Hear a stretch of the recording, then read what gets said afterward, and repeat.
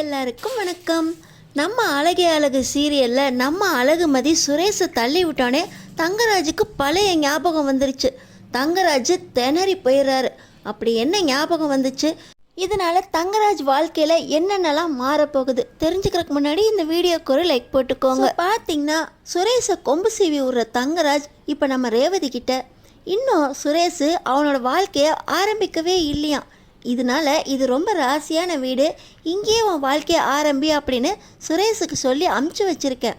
அவனுக்கு இன்றைக்கி முதலிரவு. இளவரசி தூங்கினதுக்கப்புறம் மதிய சுரேஷ் ரூமுக்கு அனுப்பி வை. இல்லை இளவரசி தூங்குறாலோ இல்லையோ மதிய நீ சுரேஷ் ரூமுக்கு அனுப்பி வை அப்படின்னு இந்த தங்கராஜ் சொல்ல, எனக்கு என்னவோ இது தப்பாக படுது, தப்பாக ஏதோ நடக்க போதுன்னு தெரியுதோ அப்படின்னு ரேவதி சொல்லிக்கிட்டு இருக்கும்போதே, எதையுமே இப்படி ஆப்போசிட்டாக பார்க்குறத பேசுகிறத நிறுத்து, எல்லாமே நல்லபடியாக நடக்கும் அப்படின்னு இந்த தங்கராஜ் ரேவதி அனுப்பிவிட, ரேவதி இதை மதிக்கிட்ட எப்படி சொல்கிறதுன்னு தெரியாமல், நீ பக்கத்து ரூமில் போய் தூங்கு, அங்கே தான் சுரேஷ் இருக்கான் அப்படின்னு நம்ம ரேவதி சொல்ல முடியாமல் மதிய இளவரசிக்கிட்ட இருந்து சுரேஷ் ரூமுக்கு அனுப்பி வைக்கிறாங்க. இன்னொரு பக்கம் சுரேஷ்கிட்ட தங்கராஜ் இந்த சென்ட்டு போட்டுக்கடா மச்சான், எல்லாத்துக்கும் ரெடி ஆகிட்ட போல அப்படின்னு கொம்பு சீவி விட்டுட்டு இப்போ இந்த தங்கராஜ் ரேவதி ரூமுக்கு போயிடுறாரு. ரேவதி கிட்ட தங்கராஜ் அவர் வேலையை காட்ட ஆரம்பிச்சிட்டாரு. நம்மளோட முதலிரவு அன்னைக்கு நம்ம பாடினது ஞாபகம் இருக்கா அப்படின்னு அவரோட வேலையை பார்த்துக்கிட்டு இருக்க. இன்னொரு பக்கம் சுரேஷுக்கு நம்ம மதியை பார்த்த உடனே, ரொமான்டிக்காக உனக்கு பேச தெரியலையடா, சாப்பிட்டியா, அவள் கை இவ்வளோ சின்னதாக இருக்கே, என் கை இவ்வளோ பெருசாக இருக்கே, என்ன அடிக்க போகிறீங்களா அப்படின்னு மாற்றி மாற்றி தப்பு தவாவே குதர்க்கமாக பேசிக்கிட்டு இருக்காரு. லவ் சாங்கை பிகிலில் ஊதிக்கிட்டே நம்ம மதி பக்கத்தில் போகிற இந்த சுரேஷு, நம்ம ரெண்டு பேரும் இன்னும் வாழ்க்கையை ஆரம்பிக்கவே இல்லை, கல்யாணம் ஆகி இத்தனை நாள் ஆயிடுச்சு அப்படின்னு சொல்ல, நான் என் வாழ்க்கையை வாழ்ந்துக்கிட்டே தான் இருக்கேன், நீங்கள் உங்கள் வாழ்க்கையை வாழ்ந்துக்கிட்டு இருக்கீங்க, இதில் என்ன புதுசாக ஸ்டார்ட் பண்ண வேண்டியிருக்கு அப்படின்னு மதி கேட்குறாங்க. நான் சொல்கிறது நம்ம வாழ்க்கையை, சில விஷயங்களை வார்த்தையில் சொல்ல முடியாது, நீ எந்திரிய, எல்லாத்தையும் செய்கையில் தான் செய்ய முடியும் அப்படின்னு சொல்லி சுரேஷ் ரொம்பவே கடுமையாக நம்ம மதியை நெருங்கி கையை பிடிக்கிறாரு. ஆனால் நம்ம மதிக்கு விருப்பமே இல்லாமல் திடீர்னு சுரேஷ் பக்கத்தில் வரவும் விடுங்க அப்படின்னு சொன்னாலும் சுரேஷ் விடுற பாடே இல்லை. நம்ம வாழ்க்கையை ஆரம்பிக்கலாம் வா அப்படின்னு சொல்லி, நான் உங்ககிட்ட அன்பாக நடந்துக்குவேன் அப்படின்னு நம்ம மதியை கட்டிப்பிடிக்க போக, நம்ம மதி ஒரு வேகத்தில் சுரேஷை பிடிச்சி தள்ளிவிட, சுரேஷ் ஒரு பக்கமாக இருக்க அங்கே டேபிளில் போய் விழுறாரு. சுரேஷ் நெத்தியிலேருந்து ரத்தம் வருது. இப்போ பக்கத்து ரூமில் இருந்த ரேவதிக்கும் தங்கராஜுக்கும் சுரேஷோட சத்தம் கேட்டு வேகமாக ஓடி வராங்க. நம்ம சுரேஷோட நெத்தியிலேருந்து ரத்தம் அதிகமாக வர்றதை பார்த்த உடனே தங்கராஜுக்கு, ஐஸ்வர்யா ரத்தம் வருது அப்படின்னு அவர் மயங்கி விழுந்துறாரு. அடிபட்டது என்னவோ சுரேஷுக்கு தான். ஆனால் தங்கராஜ் ரத்தத்தை பார்த்தோன்னே மயங்கி விழுந்தோடனே ரேவதிக்கு ஒன்றுமே புரியல. என்ன நடக்குது, இவர் என்னமோ ரத்தத்தை பார்த்தோன்னே மயங்கி விழுறாரே அப்படின்னு ரேவதிக்கும் ஒன்றுமே புரியாமல், நீ தண்ணி எடுத்துகிட்டு வா மதி அப்படின்னு சொல்லி மதிக்கிட்ட தண்ணி எடுக்க சொல்ல, நம்ம மதி வேகமாக தண்ணி எடுத்துகிட்டு வந்து சுரேஷ்க்கு கொஞ்சம் தங்கராஜுக்கு கொஞ்சம் கொடுக்குறாங்க. மயக்க தெளிஞ்ச உடனே தங்கராஜ், ரத்தம், ஐஸ்வர்யா உனக்கு ஒன்றும் ஆகலையே அப்படின்னு அவர் புலம்புறாரு. என்னாச்சுங்க, அடிபட்டது சுரேஷுக்கு, நீங்கள் எதுக்கு ஐஸ்வர்யான்னு கத்துறீங்க, என்னமோ நடக்குது, நான் வேண்டான்னு சொல்ல கேட்டிங்களா அப்படின்னு சொல்லி தங்கராஜா ரூமுக்கு கூட்டிகிட்டு போகிறாங்க ரேவதி.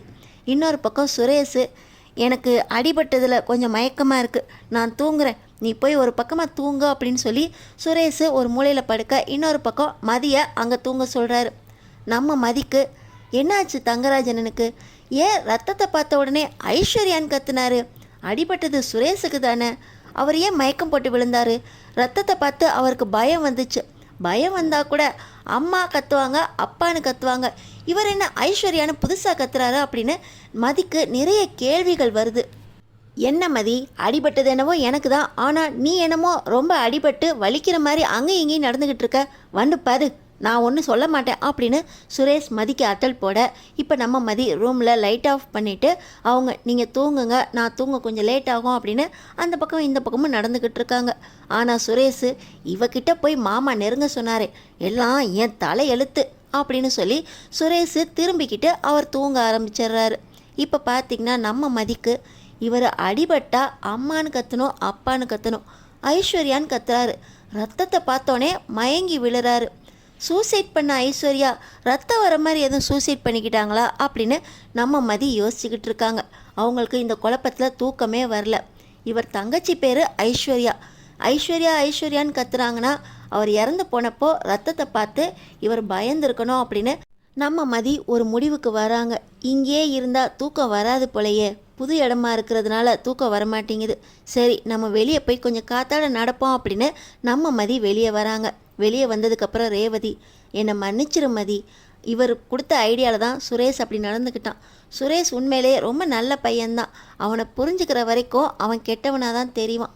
சரி இந்த பேச்சை விடு, நீயே தூங்காமல் வெளியே வந்த அப்படின்னு நம்ம மதிக்கிட்ட ரேவதி கேட்க, அது ஒன்றும் இல்லை, தங்கராஜ் அண்ணன் எதுக்காக மயக்கம் போட்டு விழுந்தாரு, அவர் ஏன் ஐஸ்வர்யா ஐஸ்வர்யான்னு கத்துனாரு அப்படின்னு கேட்க, இவருக்கு ரத்தத்தை பார்த்தா பயங்கிறதே எனக்கு இப்போ தான் தெரியும் மதி. சுரேஷ் தலையிலேருந்து ரத்தம் வந்த உடனே அவர் பயந்துட்டார். சுரேஷ் தலையில் ரொம்ப ரத்தம் வந்துச்சுல, அவனுக்கு கட்டு எதுவும் போட்டீங்கன்னா பேண்டேட் போட்டானா அப்படின்னு ரேவதி கேட்குறாங்க. அதெல்லாம் அந்த ரூமில் இருந்துச்சு, அவரே பேண்டேட் எடுத்து போட்டுக்கிட்டு அவரே படுத்துட்டார். நான் ரூமில் லைட் ஆஃப் பண்ணிட்டேன், எனக்கு தூக்கம் வரல அப்படின்னு நம்ம மதி சொல்ல, எனக்கும் தூக்கம் வரல தான், ஆனால் இளவரசி இன்னும் தூங்காமல் இருக்கா, நான் போயிட்டு வரேன் மதி அப்படின்னு சொல்லி நம்ம ரேவதி மதிக்கிட்ட சொல்லிவிட்டு தூங்க போயிடுறாங்க. நம்ம மதி அங்கேயும் இங்கேயும் நடமாடிக்கிட்டு இருக்க. இப்போ தங்கராஜோட அம்மா வராங்க. நீங்கள் இன்னும் தூங்கலையா அப்படின்னு நம்ம மதி தங்கராஜ் அம்மா கிட்ட கேட்க, இந்த வயசான காலத்தில் எங்கே தூக்கம் வருது, 1 மணி நேரம் 2 மணி நேரம் தூங்கினா அதுவே ரொம்ப பெருசு, எனக்கு தூக்கம் வராமல் இருந்துச்சுன்னா கொஞ்சம் காலார நடப்பேன், தூக்கம் வரும், உனக்கு என்ன இளவட்டம் இன்றைக்கி தூங்காமல் இருக்கா அப்படின்னு கேட்க, அது வந்து தங்கராஜ் அண்ணன் மயக்கம் போட்டு விழுந்துட்டாரு, சுரேஷுக்கு ரத்தம் வரதை பார்த்த உடனே ஐஸ்வர்யா ஐஸ்வர்யான்னு கத்துனாரு, அதில் ஒரே ஞாபகமாக இருந்துச்சு, தூங்கலை அப்படின்னு மதி அவங்க அம்மா கிட்ட சொல்ல, என்ன சுரேஷுக்கு ரத்தம் வந்துச்சா, எதுக்கு வந்துச்சு அப்படின்னு அவங்க அம்மா கேட்குறாங்க. இல்லை, அவர் கீழே இடிச்சுக்கிட்டதில் தலையிலேருந்து ரத்தம் வந்துச்சு, பதறி அடித்து போய் தங்கராஜ் அண்ணனும் ரேவதி அக்காவும் வந்தாங்க. சுரேஷ் தலையில் ரத்தத்தை பார்த்த உடனே தங்கராஜ் அண்ணன் பயந்து ஐஸ்வர்யா ஐஸ்வர்யான்னு கத்துனாங்க அப்படின்னு சொல்ல, தங்கராஜ் ஐஸ்வர்யா ஐஸ்வர்யான்னு கத்துனானா, அவனுக்கு ரத்தம்னா பயம், ஆனால் எதுக்கு ஐஸ்வர்யா ஐஸ்வர்யான்னு கத்துனான்னு எனக்கு தெரியாது, இதை பற்றி ஆராயாமல் போய் ரூமுக்கு போய் தூங்குப்போ அப்படின்னு சொல்லி தங்கராஜோட அம்மா அவங்க பாதி புரிஞ்ச மாதிரி போய் தூங்குன்னு சொல்கிறல்ல அப்படின்னு ஒரு அதட்டையும் போட்டுட்டு அவங்க பாட்டு ரூமுக்கு கிளம்பி போயிடுறாங்க.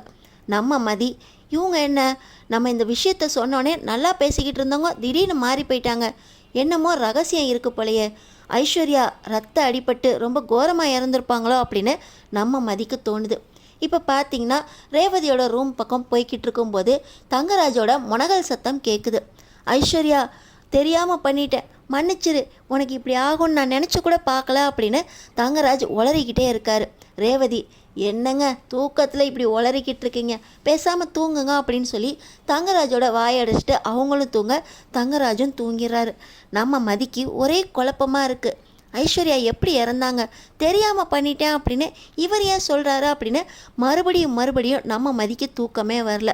அடுத்த நாள் காலையில் பார்த்திங்கன்னா இந்த அடி எப்படி பட்டுச்சு அப்படின்னு ஸ்டேஷனில் என்னை குடஞ்சிருவாங்க மாமா, நான் போகலை அப்படின்னு சொல்லி சுரேஷ் தலையில் இருக்க காயத்துக்கு கட்டை காட்டி தங்கராஜ்கிட்ட சொல்ல, என்னடா மாப்பிள்ள, உனக்கு காயம் வந்ததுக்கு நான் பயந்து மயக்கம் போட்டேனா, ஒரே அசிங்கமாக போயிடுச்சு, பொம்பளைங்க முன்னாடி நான் மயக்கம் போட்டு விழுந்து, ச்சே நீ உனக்கு மதியை எப்படி ஹேண்டில் பண்ணணுன்னே தெரில, சரி விடு, இந்த ஐடியா தான் சொதப்பிடுச்சு, இன்றைக்கி நைட்டு இன்னொரு ஐடியா தரேன், அது கண்டிப்பாக சொதப்பாகுது, நீ இந்த வீட்டை விட்டு போகும்போது மதி உன் காலடியில் பொட்டி பாப்பா அடங்கி கிடக்கிற மாதிரி தான் உன்னை அனுப்பி வைப்பேன், கவலையே படாத மச்சான், அடுத்த ஐடியாவுக்கு நான் ரெடியாக இருக்கேன், ஒரு 2 நாள் தானே லீவ் போடணும், போட்டுக்கோ, அதுக்கப்புறம் இந்த புண்ணு ஆறிடும், ஒரு பேண்டேட் மட்டும் போட்டுட்டு உன் டியூட்டிக்கு போகலாம் அப்படின்னு சொல்லி தங்கராஜு சுரேஷுக்கு ஆறுதல் சொல்ல, சரிதான் மாமா, ஆனால் ரொம்ப அசிங்கமாக போச்சு மாமா அப்படின்னு பேசிக்கிட்டு இருக்காங்க.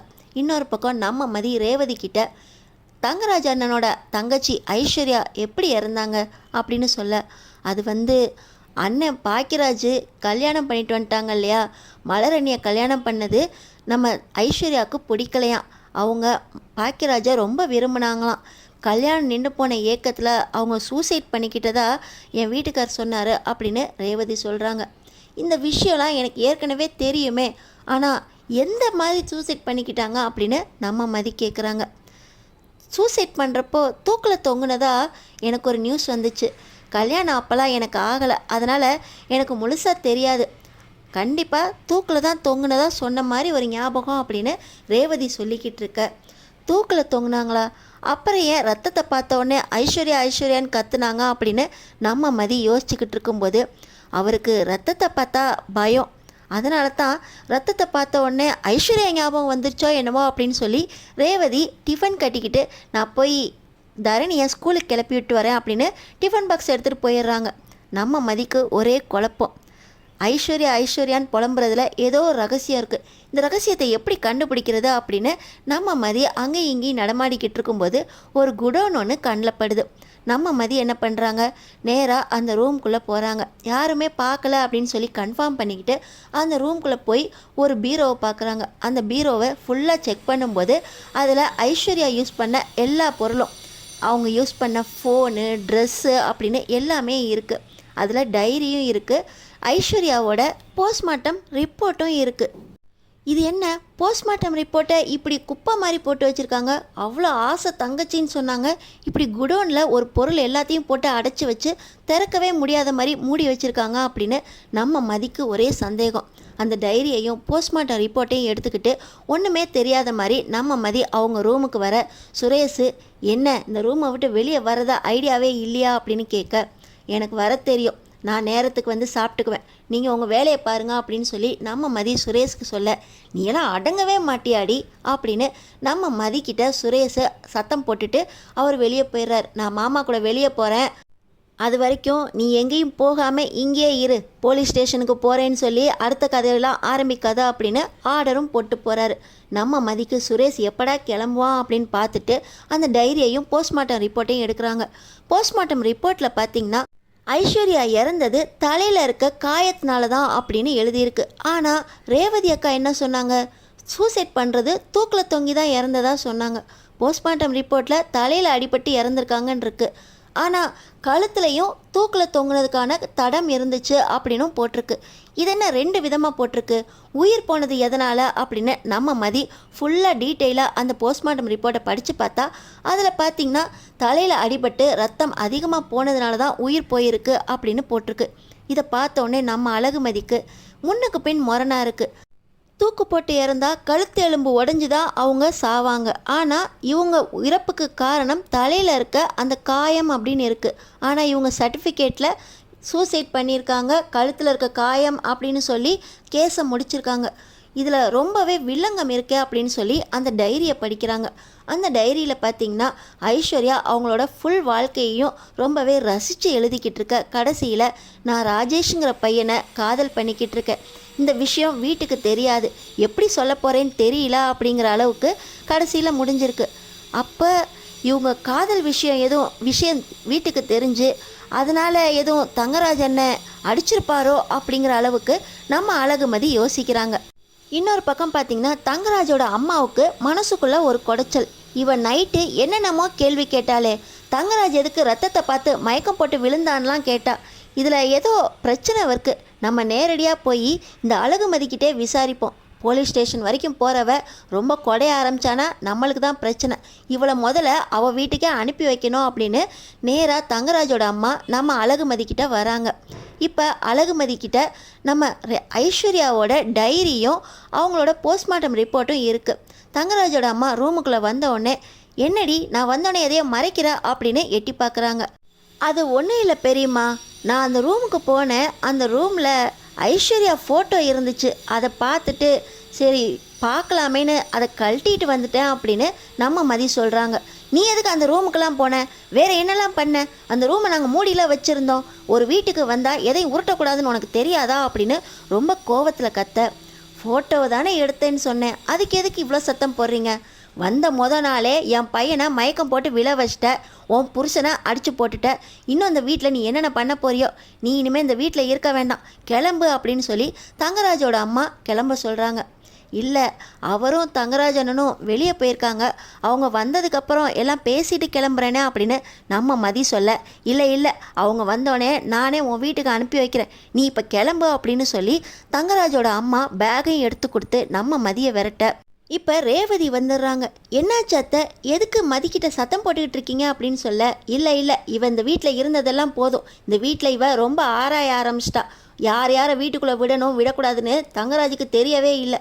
இவன் முதல்ல வீட்டை விட்டு போகட்டும், கூட்டிகிட்டு போய் அவங்க வீட்டிலே விட்டுட்டு வா அப்படின்னு சொல்லி தங்கராஜோட அம்மா சத்தம் போட, என்னாச்சு மதி, எதுவும் பிரச்சனையா அப்படின்னு சொல்லி ரேவதி ரொம்ப அமைதியாக மதிக்கிட்ட கேட்க, அது ஒன்றும் இல்லை, நேற்று தங்கராஜ் என்னை மயக்கம் போட்டு விழுந்தப்ப எதுக்கு ஐஸ்வர்யான்னு கத்துனாங்கன்னு தான் நேற்று நைட்டு அம்மா பெரியம்மா கிட்ட கேட்டேன். அதுக்காக என்னன்னு விசாரிக்க வந்திருப்பாங்கன்னு நினைக்கிறேன். இங்கே வந்ததுக்கப்புறம் நீ இங்கேருந்து கிளம்பு அப்படின்னு சொல்லி பேக் எடுத்து என்னை கிளம்ப சொல்கிறாங்க அப்படின்னு மதி சொல்கிறாங்க. என்னாச்சு, உன் கையில் என்ன இருக்குது அப்படின்னு பார்க்க, ஐஸ்வர்யாவை ஃபோட்டோவை வச்சுக்கிட்டு அவள் ரூமுக்கு போய் என்னென்னமோ நோண்டியிருப்பான்னு நினைக்கிறேன். இந்த வீட்டில் இருக்கிறது சரிப்பட்டு வராது, கிளம்பு ரேவதி அப்படின்னு சொல்லி ரேவதியோட நம்ம மதியை விரட்ட பார்க்குறாங்க இந்த தங்கராஜோட அம்மா. இந்த நேரத்தில் வெளியே போன தங்கராஜும் சுரேஷும் வந்துடுறாங்க. என்னாச்சுமா, என்ன பிரச்சனை அப்படின்னு மறுபடியும் கேட்க, இருக்க இடத்துல பிரச்சனைக்கு கேட்கவா வேணும் அப்படின்னு சுரேஷ் சொல்லிக்கிட்டு இருக்கும்போதே, டேய் தங்கராஜ், இந்த வீட்டில் இருக்கிறது சரிப்பட்டு வராதுரா. ஐஸ்வர்யா ரூமுக்கு போய் என்னென்னவோ தொலாவ ஆரம்பிச்சிட்டா. நேற்று நைட்டு வேற நீ ரத்தத்தை பார்த்து மயக்கம் போட்டு விழுந்தில, நிறைய கேள்வி கேட்க ஆரம்பிச்சிட்டா.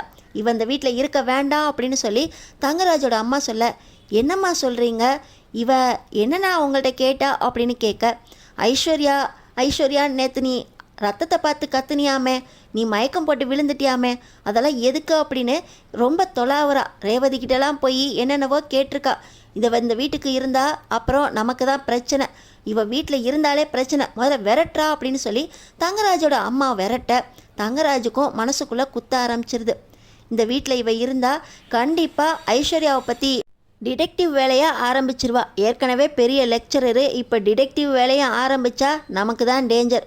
டேய் சுரேஷு, நான் உனக்கு ஹனிமூன் டிக்கெட் புக் பண்ணுறேன், நீ அங்கே கிளம்புடா அப்படின்னு சொல்லி தங்கராஜ் கொடைக்கானலுக்கு சுரேஷுக்கும் அழகுமதிக்கும் ஹனிமூன் டிக்கெட் புக் பண்ண, திடீர்னு அழகுமதி கையில் இருக்கிற ரிப்போர்ட்டை பார்த்துறாரு தங்கராஜ். இதெல்லாம் உனக்கு எப்படி கையில் கிடத்துச்சா அப்படின்னு மதிக்கிட்ட இருக்க ரிப்போர்ட்டை பிடுங்க போக, நம்ம மதி அதை மறைக்க போக தங்கராஜ் தடுமாறி போக, அடுத்தடுத்து ஐஸ்வர்யாவோட ரகசியங்கள் வெளியே வருமா. நம்ம மதி ஐஸ்வர்யா டெத்து பற்றின ரகசியங்களை கண்டுபிடிக்க போகிறாங்களா, தங்கராஜ் என்ன ஆவார், மிரண்டு போகிறதுக்கு என்ன காரணம், அடுத்தடுத்து என்ன நடக்க போகுதுன்னு தெரிஞ்சுக்கிறதுக்கு நம்ம சேனலை சப்ஸ்கிரைப் பண்ணி தொடர்ந்து பாருங்கள்.